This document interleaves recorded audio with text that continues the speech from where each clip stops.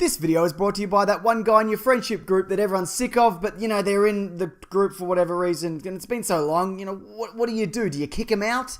You just kind of put up with it,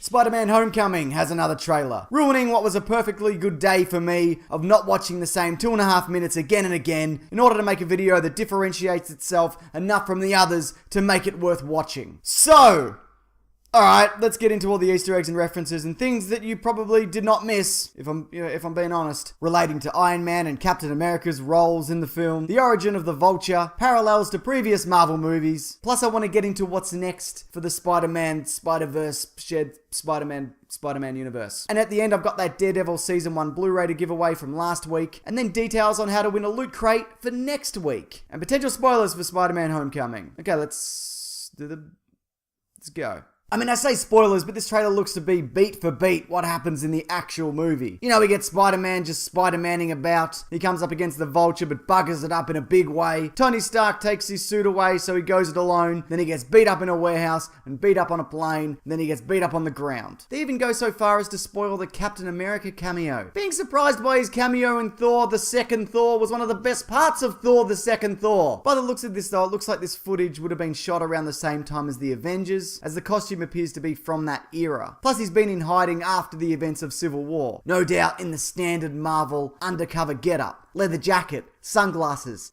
hat. Weird though that it looks to be on a VHS. People weren't using those in 2012. Also weird that Captain America is encouraging fitness when his fitness regime was be a pretty good bloke and then have someone else radiate the fitness right into you. A lot of Iron Man stuff going on in this film also. We get a better look at his new suit, which is very similar to the Ultimate version, though he's also seen to be in the one that he wore from Civil War. This moment is probably very early on in the film or towards the end, seeing as Peter Parker is also wearing his new costume. Not sure what the deal is with the Vulture having one of his masks, but he seems to leave bits of his costume all over the place, and seeing as Adrian Toomes' company deals with the aftermath of these huge events, it's not really surprising that he managed to get one. But I'll talk about more on him in a bit. What is clear, however, is Tony Stark is yet again responsible for creating another villain and then being real good at blaming everyone else when a man with a leather face and a robot Vulture costume flies through a ferry with an experimental laser gun, severing it down the middle. It's been made apparent that he's introduced to this universe Damage Control, the group responsible for, say, when, a billionaire antagonizes a crippled man for no reason, leaving him to create an army of molten lava people who kidnap a president and destroy a shipyard. Or a billionaire building a sentient robot that creates an army of its own robots and destroys an entire city. Or a billionaire who's the former head of an arms dealing company that was unaware that his business partner is selling his tech to a terrorist organization whilst he's slicking back his hair and rolling the dice in Vegas and partying on his private jet where the air hostesses are also exotic dancers. The point is, Adrian Toomes and his company were the ones previously responsible for the cleanup when a billionaire decides to inadvertently ruin everyone's lives, and Stark implementing an initiative that takes jobs away from them means that they start using the tech that they've salvaged to commit all sorts of crimes. Apparently they've got a smattering of stuff that appeared in previous films, maybe some leftover Ultron bots and some Chitauri tech. We'll see. There's actually also a Damage Control TV series on the way. Not sure about the exact status of that, but seeing as people seem to hate Powerless, it's probably been moved along. So the Vulture's new origin, that's significantly different from the comics, because there he's an engineer and a businessman who feels his life isn't complete without struggling into a bird costume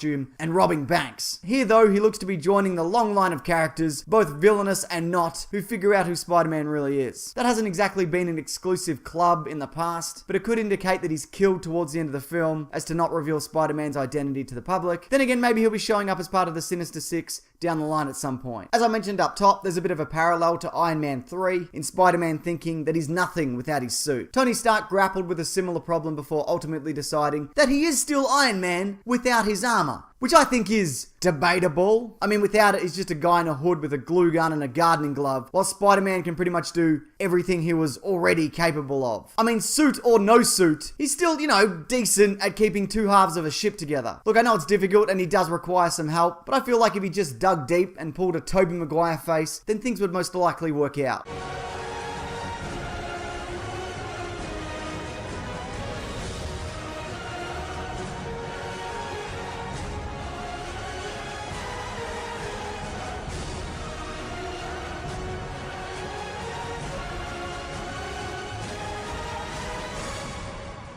Look, I know I've used that montage before, but I'll use any excuse or segue to get to it, whatever it takes. We're also getting a bit more of an idea in terms of what else the spider suit can do. I talked about this a bit in my last breakdown and briefly mentioned spider traces, but it looks as if here that he actually has one. Perhaps that's what ends up leading him to the ferry. I'm not sure. And you know what? I'm not really sure of anything, if I'm honest. But that's life, What a journey. I mean, we all end up dead, yeah, but still a bunch of weird stuff happens along the way. That you can be sure of. So this is hopefully a good Spider-Man movie, right? As opposed to all the shit ones and the shit ideas for films that never happened. I made a video on some of those that I'll link below if you are interested. But what I want to get into here is what's next for Spider-Man? What's he doing? Perhaps a bevy of sequels and spin-offs and appearances in other Marvel properties. In summary, yeah, that is what's gonna happen. But hey, if you want specifics, then okay. I can do that. That shouldn't be a problem. So his next appearance after this will be in Avengers Infinity War in April of 2018. The cast for this film is insane. Pretty much every Marvel hero who's ever appeared in a film who hasn't died. Which means, wait,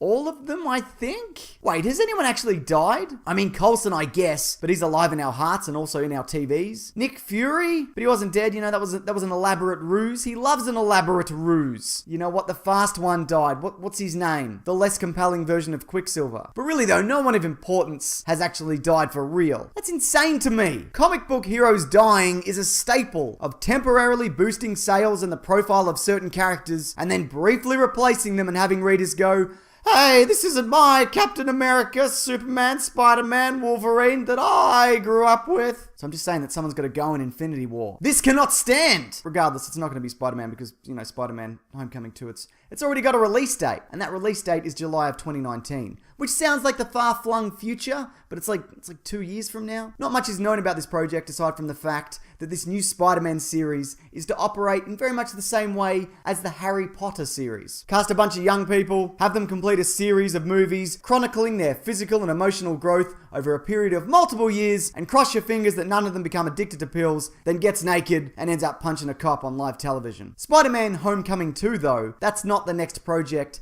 after Avengers Infinity War. In between, we're going to get the long-awaited Venom solo movie. What a bloody long road it's been to this one. David Goyer was going to make it with New Line at one point, and they were talking about maybe developing a film that's like a spin-off of the Raimi series, even though his version was obliterated, which I think he did out of spite, because he was forced to put him in his movie. Also, Josh Trank was potentially going to do one. Maybe that was related to the Amazing Spider-Man series. I don't know. It was probably going to be some shit origin. I mean, the symbiote's probably sitting in a jar in that Spider-Man villain basement anyway. But it seems to be happening for real. October 2018 specifically. And in the spirit of Logan and Deadpool, Venom will earn itself an R rating as it will include elements of horror. It seems like this series, though, will be only loosely linked to the Marvel Cinematic Universe, if at all. That way Sony doesn't have to include Marvel in the decision making or give them any money, which is probably a bad idea because Avi Arad is producing and he's a terrible bloke who makes terrible decisions. There's also been word of a Silver Sable and Black Cat movie, because although Sony are limited to using only the characters that relate to Spider-Man, it's absolutely worth them trying to build their own universe, kind of in the way that Fox has done with the X-Men, because that means money, and money is great. The more money you have, well, that makes you a better person, obviously. Chris Yost, who worked on the likes of Thor Ragnarok and Thor, the one with the elves and the blood tornado and the cat monster, he's currently rewriting the screenplay that was originally penned by Lisa Joy, who's worked on Westworld. But what's next for Spider-Man after that? Who knows?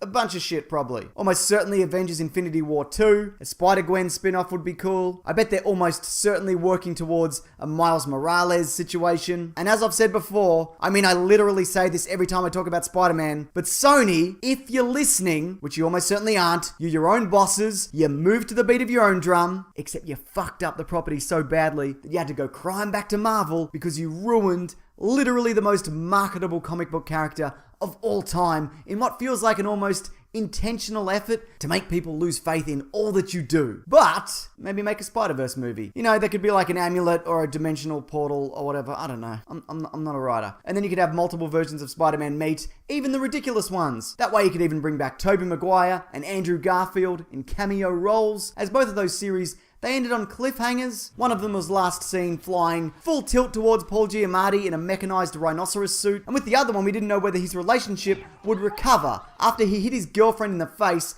at a very public event. In my eyes, Those are some very loose threads. Okay, so here is the winner of the Daredevil Season 1 Blu-ray as part of my Iron Fist competition. Thank you for all the entries. There were hundreds. It was impossible to choose. I mean, obviously not really. I chose Corey Luca, but it was a difficult decision. And if you want to win next week's Loot Crate, just leave any comment below. Maybe on something significant that I've missed from the trailer, or perhaps something you'd like to see out of the future of the Spider-Man franchise series of verse. Also, I have a podcast called The Weekly Planet that covers movies and comics and TV shows that comes out every Monday. You might like it. I mean, I like it, but I guess it's kind of hard to gauge because, I'm in it, so, don't take my word for it. That's linked below, along with some other videos that you might like, 2 of which are right there, and are clickable even on mobile. Remarkable. Thanks for watching this, though. I appreciate it. Take care.